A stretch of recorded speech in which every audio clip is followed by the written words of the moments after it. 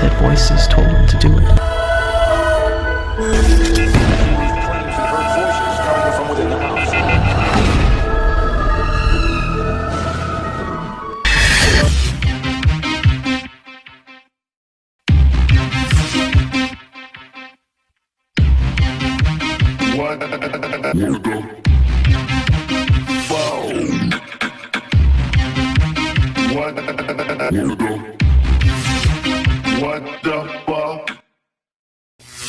Amityville, a quaint village on the south shore of Long Island, about an hour's drive from the hustle and bustle of New York City.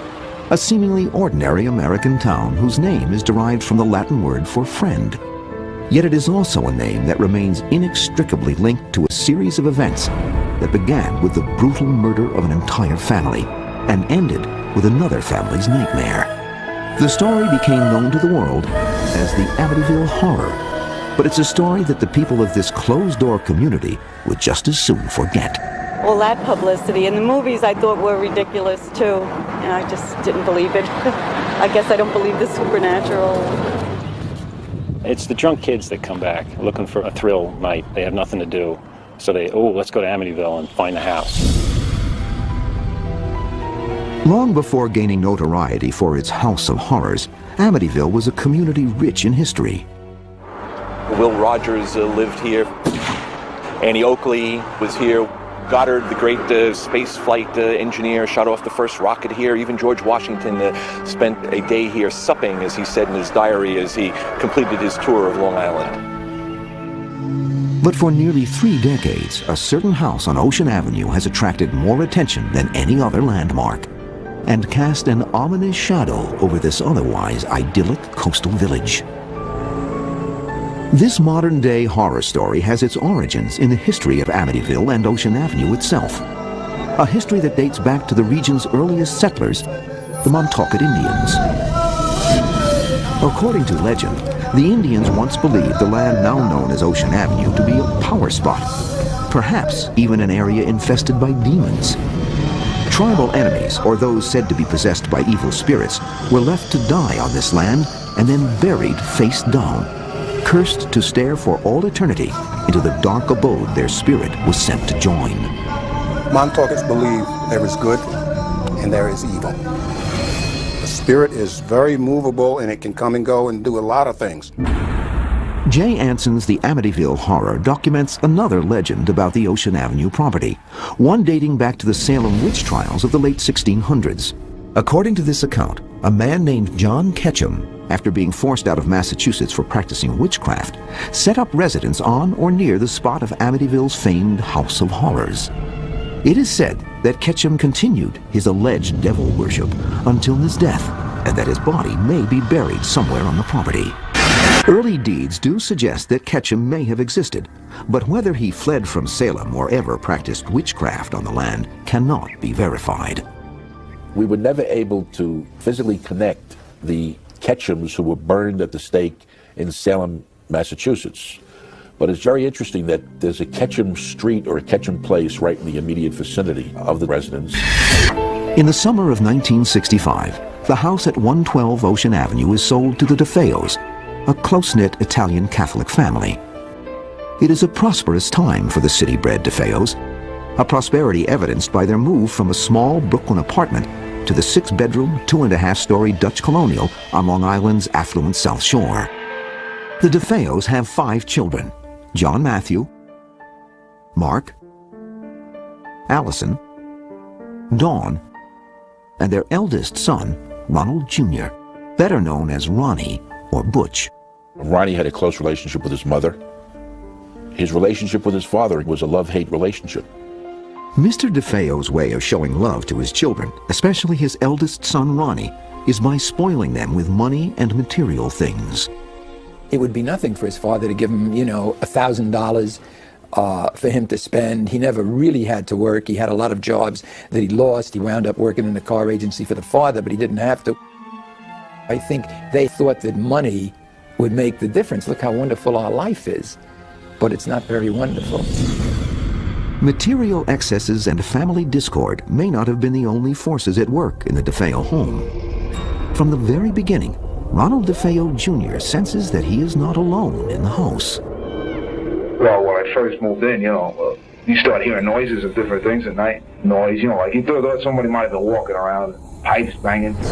Oh, they were always screaming. Somebody's in the house, ghost, all of. Once in a while you'd hear screaming, but there wasn't nobody screaming. According to trial testimony, by 1973, the incidents of violence and abuse within the family begin to escalate. Ronnie's mother was downstairs doing laundry, but the kids were making a tremendous fuss. And she was yelling at the kids were yelling, and the father kept yelling at her to shut up. He wanted to eat his meal in peace. And she comes up the stairs with a basket of laundry, and the father walks over to the stairs and punches her in the face. She falls down the stairs. He closes the door and he says, "Now we'll have some peace. We can eat in peace." And that scene, for me, summed up what life must have been like in that house. Desperate to escape his troubled home life, Ronnie immerses himself in Long Island's South Shore bar scene and the early 1970s drug subculture. He was into heroin. He was big into speed. He would take LSD. So I think he was a very heavy user, and he probably started very early. As Ronnie spirals out of control, one family argument nearly turns lethal. All sorts of violence is going on. Ronnie's sister Dawn and her father are having a violent argument. And so Ronnie's going to settle the argument. Picked up a shotgun. I knew the gun was loaded, And I said, "That's the hell, I want to kill him." Hey!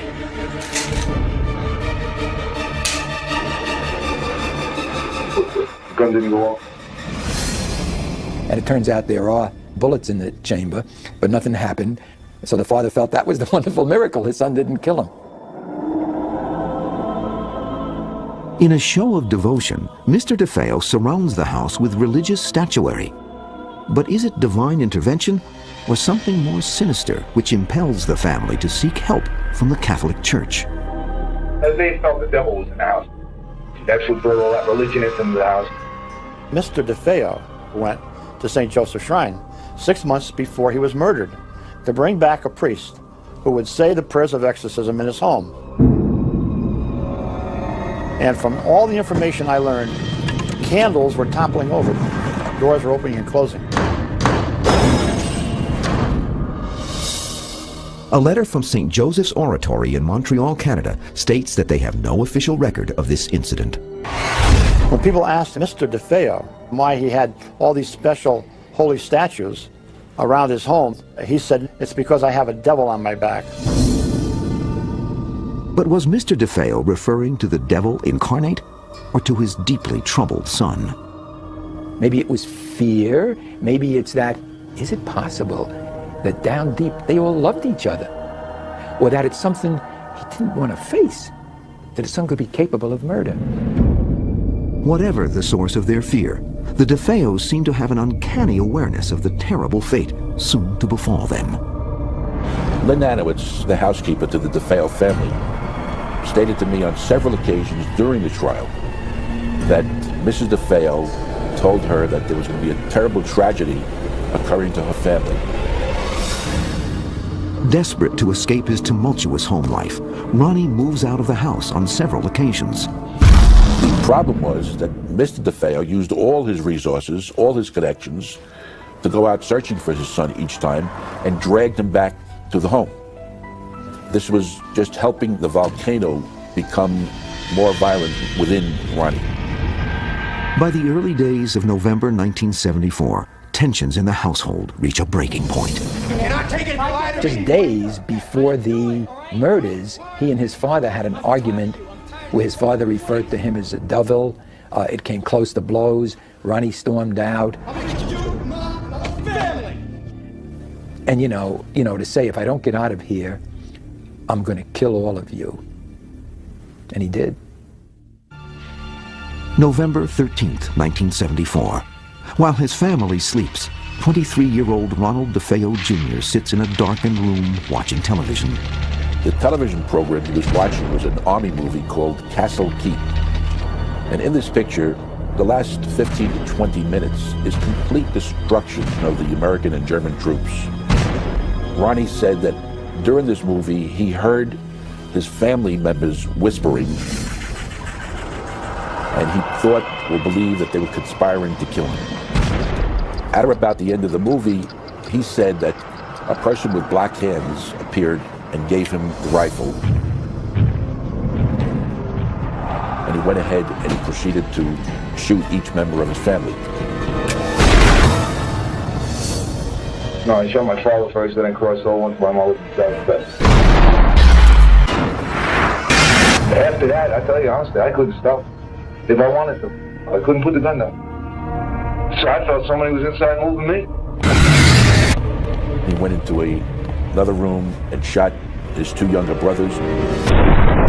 Then he went in and shot his younger sister. And then he went upstairs and shot his older sister, Dawn. When it is over, 6 members of the DeFeo family, Ronald Sr., his wife Louise, daughters Dawn, 18, and Allison, 13, and sons Mark, 11, and John Matthew, 9, lie slaughtered in their beds. The following evening, Ronnie himself reports the murders. Citing his family's alleged mafia connections, Ronnie is taken into protective custody. Within hours, however, he confesses. News of the tragedy spreads quickly, leaving friends, family, and the entire community devastated. There was enormous shock. I think it's still one of the things for which Long Island remains infamous. At DeFeo's trial 1 year later, defense attorney William Weber tries to prove that his client was legally insane at the time he committed the murders and therefore not responsible for his actions. Ultimately, the jury finds him sane and guilty on all 6 counts of second-degree murder.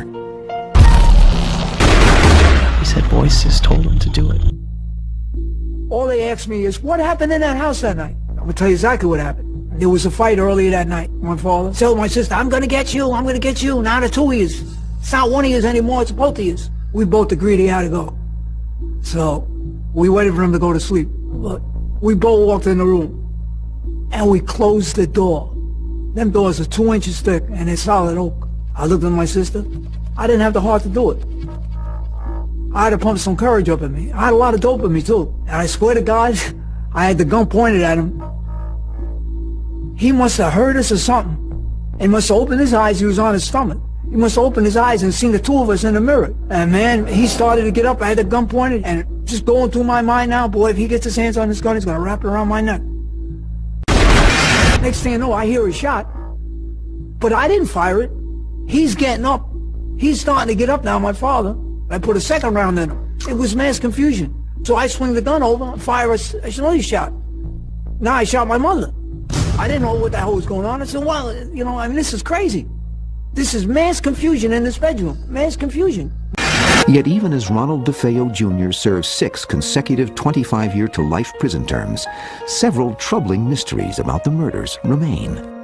To this day, no one is certain how Ronald DeFeo Jr. killed his parents, 2 brothers and 2 sisters, and nobody heard a thing, how none of them even woke up. Maybe they were drugged. No, that proved not to be true. The next theory was that, well, he had a silencer on it. That theory didn't hold water. There would be some fragments of the silencer that would have been left on the crime scene. How did 6 people get killed and there are no gunshots? One possible explanation is offered by parapsychologist Hans Holzer. When there is a strong psychic field, sound will be inhibited. We know this from other cases because the electromagnetic field, which is representative of an entity of this kind, does interfere with the perception of sound, and sound was not heard. Others believe that the position of the 6 bodies bears an eerie similarity to the local Indian legend, which holds that tribal enemies were buried face down. An Indian curse, some say, may have driven Ronald DeFeo Jr. to murder. Young DeFeo had always been very high-strung and certainly given to psychic ability. And it is not inconceivable that the influence in the house were manifested gradually through him. I think the entity tried to get him out of the house because the house was on sacred ground. After Ronald DeFeo's trial and conviction, the people of Amityville believed the horror was over. It had just begun.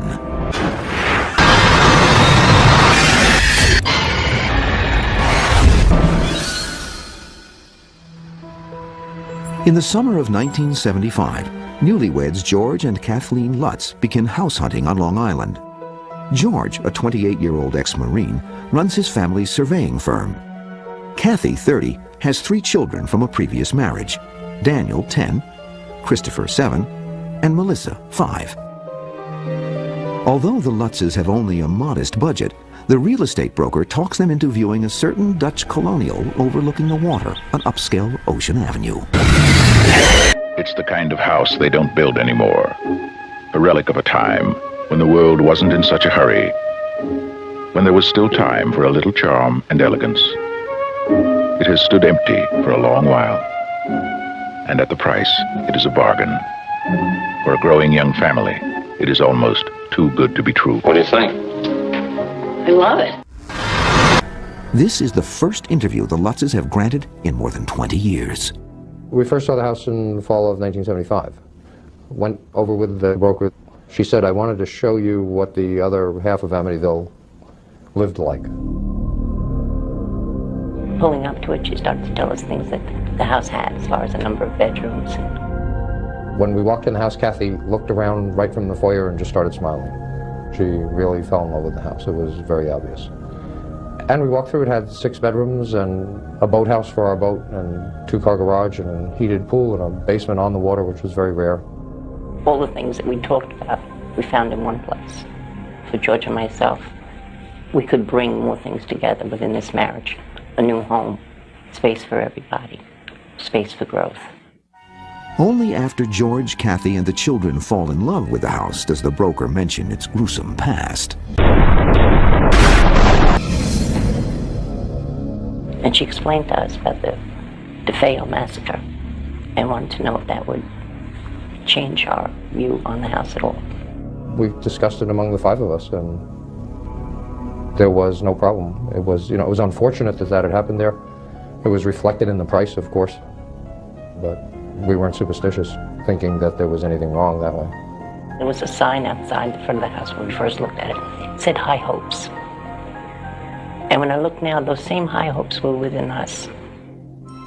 On December 18th, 1975, 13 months after the murders, George and Kathy move in with their 3 children and the family dog, Harry.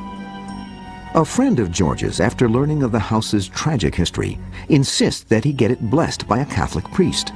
Lutz, a Methodist, calls upon the only priest he knows, Father Ralph Pecoraro. I first met Father Ralph, which we came to know him as Father Ray, when I was in the process of obtaining an annulment from my first marriage. He and I became good friends. On the same day the Lutzes are moving in, Father Ray comes to bless the house. I was blessing the sewing room. It was cold. It was really cold in there. And I thought, gee, this is peculiar, because it was a lovely day out. It was winter, yes, but it didn't account for that kind of coldness. It wasn't until much later that we learned what it was that had happened to him while he was doing that. He did stop us before leaving and say to us that not to spend too much time in that sewing room. For some reason he felt uncomfortable there. I was sprinkling holy water, and I heard a rather deep voice behind me saying, "Get out." It seemed so directed toward me, I was really quite startled. I felt a slap at one point on the face. I felt somebody slap me, and there was nobody there. Christmas, 1975. For the Lutz family, the lovely house at 112 Ocean Avenue is a dream come true. But from the day they move in, they begin to detect the house's strange sensations. All homes have sounds that you need to come adjusted to. How the water sounds, the dishwasher in the middle of the night. There's sounds that all homes have. As the holidays draw to a close, however, the sensations in the house grow increasingly ominous. After the love of Christmas came down, that's when the sounds in the house were different. They weren't ones that I wanted to become familiar with. They changed. There wasn't the warm glow anymore. Now there was a blaze. Some scraping. And there was a banging. The children who had been anticipating a holiday were now anticipating different things that brought a fear onto their face. We each saw things so drastically different than the person right next to us that it was very hard for us to communicate, even as a family. When I look back, sometimes I describe it like a three-ring circus, each one being in their own room or their own area of the house, experiencing for themselves something different than what the other person was. George is attacked by a sensation of intense cold. He compulsively builds fires in the living room fireplace, but he can never get warm enough. He became obsessed with how much firewood there was, and then would there be enough to keep burning, that he would be continually going about the fireplace, checking the fire. Fights break out between the normally loving family members. Slowly, each of their personalities begins to change. In the ensuing days, the family is subjected to a series of strange and inexplicable events. Extreme fluctuations in temperature, recurring black stains on the bathroom fixtures, and an infestation of flies in the dead of winter. When we first looked at the house, very first time, we noticed no flies anywhere in the house. Especially when you think back now, they were limited, in particular, to the sewing room second floor. Same bedroom that Father Ray had asked us not to use as a bedroom. The longer we were in the house, the more flies there were in that room. I don't have an explanation for how or why, but that's where they were. As the days wear on, other strange discoveries fuel the Lutz's mounting sense of unease. I was down in the basement one afternoon, and there was a particular shelving area that I really wanted to relocate, and it looked like a portable. So I moved it, and much to my surprise, there was a small room behind it, and it was painted a red. We keep calling it a room, but we don't know what else to call it. It's a very small space. The fact that it was red and that it had an odor was the disturbing part. Then when Harry, our black lab, wouldn't go near the room, cowered away from it, that was more disturbing. This red room was not in the original house plans. Who built it? Why was it hidden? Soon the Lutz's puzzlement turns to abject terror. Night after night, George is snapped awake at 3:15 a.m., the established time of the murders. While Kathy is plagued by nightmares in which she relives the horror of the DeFeo tragedy. There was one that was very vivid, and where I experienced where the bullets went in and out of Mrs. DeFeo's body. And I was able to determine who died in what order. And later on, when we met with William Weber, who was the attorney for Ronald DeFeo, and he confirmed what the police had found, and they had never published where the bullets went in and out of the body. George becomes disturbed at the way his wife and children begin sleeping in their beds, the same position as the murdered DeFeos. I would not sleep on my stomach, everyone else did. None of us ever slept on our stomachs before moving in the house. We later came to believe that's the position the bodies were in. Slowly but inexorably, the influence spreads to the children, in particular, 5-year-old Missy, who boasts about her new imaginary playmate, Jody. I recall one morning I was in the kitchen, and Melissa came in, and she said to me, "Mommy, do angels talk?" And I said, "Yeah, I think so. Why?" And she said, "Well, I think I have an angel in my room." Missy described it as a pig that had the ability to be very big or very small, invisible or visible. But Missy would say things about it that it said that you knew she couldn't make up on her own. One of the most uncomfortable statements that Jody made was, "You will always live here." That's not something that makes you comfortable to hear your child The invisible friend is saying that. George and Kathy dismiss the stories of their daughter's invisible friend until Jody makes its presence known to them. I saw eyes looking down at me from Missy's bedroom window when I would be coming back from the boathouse at night. I would run into the house, run upstairs, and there'd be nothing there.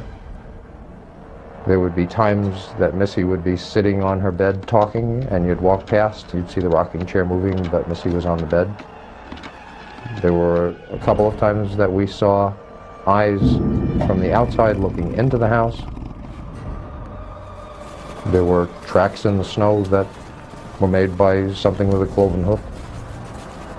During the first 2 weeks of January 1976, a series of terrifying and mind-numbing events finally convinced the Lutzes that some evil force is residing in their house. How do you explain an odor that all of a sudden appears, or a cold spot in a room that you walk through, the cold is not there anymore? Or the front door slamming, and you go running down and the door's still locked, but you heard it happen. Desperate to rid their home of the diabolical presence, the Lutzes are advised by a friend to first open all of the windows throughout the house and then go from room to room reciting the Lord's Prayer. Sounded like a solution to us. We did the same thing. When we did that, we heard a chorus of voices say to us, "Will you stop?" I believe that's one of the things that we did that caused the presence there to become less than happy with us. Not until sunrise does the family dare fall asleep, unaware that their battle with the supernatural has just begun. After failing to cast the evil presence out of the house on Ocean Avenue, the Lutzes attempt to seek help from Father Ray, the Catholic priest who first came to bless the house, but find their efforts to reach him thwarted by some unknown force. And each time I would attempt that call, that contact, he would run into interference on the phone. There were times when Father Ray would attempt to call us, and the connection again would be broken up with static. After we left the house, Father Ray told the story of sitting in the Chancellor's office and just discussing the possibility of helping us in some way, and hearing the heat come up in the pipes and the radiators, and the incredible chill, cold that came into the room. And he said all we were doing was discussing it when this started happening. After again attempting to bless the house on their own, the Lutzes experience a night of horror they say they will never forget. The last night they would ever spend in the house. Never do the Lutzes discuss the specific events of that night. The memory, they say, is still too disturbing. We left the house because the house became uninhabitable. As far as we were concerned, there was no reason to stay there anymore. There were too many things happening too often and confronting us constantly. Those specific events are not something that we try to sit down and explain to anyone else. That's why the book was done, so that that's not something that we have to go through anymore. To describe fear and the depth of what fear can do within you is hard to verbalize. To describe evil, which has no boundary, is hard to present.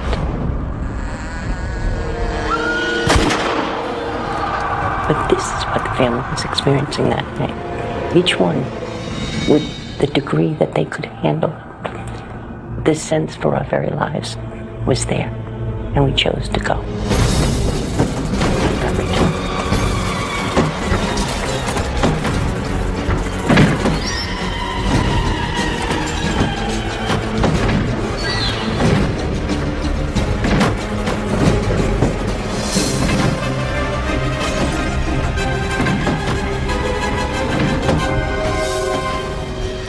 On January 14th, 1976, 28 days after moving in, the Lutzes flee 112 Ocean Avenue, abandoning the house and everything they own. Despite the certainty of a huge financial loss, George and Kathy decide to return the house to the bank and sell all of their personal belongings at auction.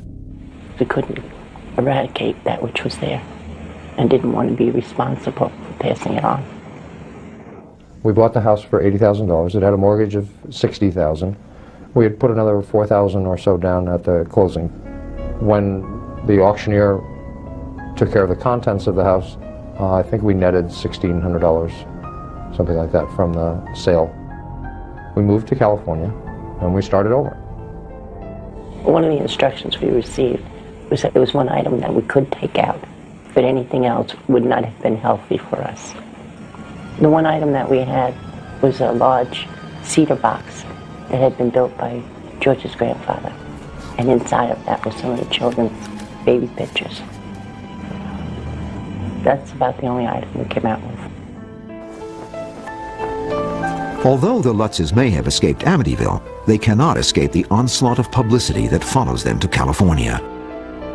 When we left the house, we sat down and did a series of tapes for self-help, and we just talked about everything we could possibly remember that took place in the house. And that eventually became the Amityville Horror, the book. The movie, on the other hand, was a work of Hollywood. In the midst of all the media hype surrounding their story, the Lutzes claim the evil forces continued to haunt them for many years, until help came from the exorcist for the Archbishop of Canterbury. He performed a rite in his church that helped us for the rest of our lives. There came a point when we said we have to stop blaming things that aren't right or going right in our lives on the house. But as time went on, it was like a half-life. It just slowly went away until today it really doesn't exist. George and Kathy, who are now divorced, maintain that their experiences in Amityville have had the most lasting impact on their personal lives. This story of our lives through Amityville is not the story of one person going through. It's the story of a family, 5 members, each one coming with what affected them and bringing it in. I think what we lost there was the people that we had been prior to moving in. The children in particular, their life was so dramatically touched by what they experienced there. So you could retrieve some things, but you couldn't retrieve that portion of your life prior to. But what of the supernatural forces that drove the family out of 112 Ocean Avenue? What exactly were they? And why did they seem to only affect the Lutzes? When we moved into the house, we were practicing transcendental meditation. I think in the practice of that, it opened up the mind and the spirit to other things and brought about a sharpened sensitivity. And I think we opened ourselves up to it. I think that whatever was there was very intelligent, very impatient. I think its abilities are far more powerful than we really understand. I think you know evil from experiencing it. I would say it was demonic. He said voices told him to do it. It took a dream and it shattered. It took innocence and it destroyed. And it was out for life itself. What the fuck?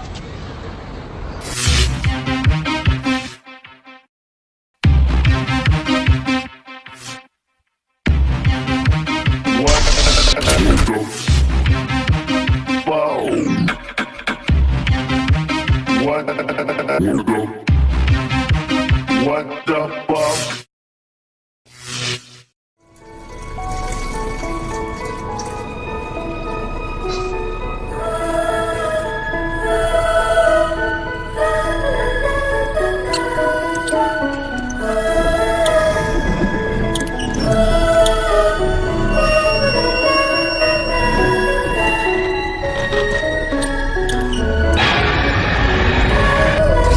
Evil in my house.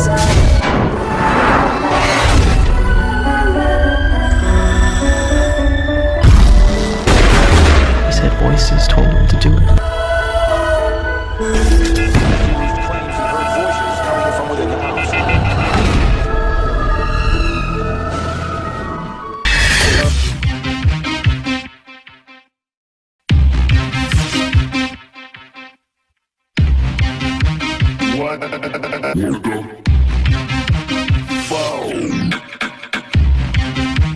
What the fuck? Amityville, a quaint village on the south shore of Long Island, about an hour's drive from the hustle and bustle of New York City. A seemingly ordinary American town whose name is derived from the Latin word for friend.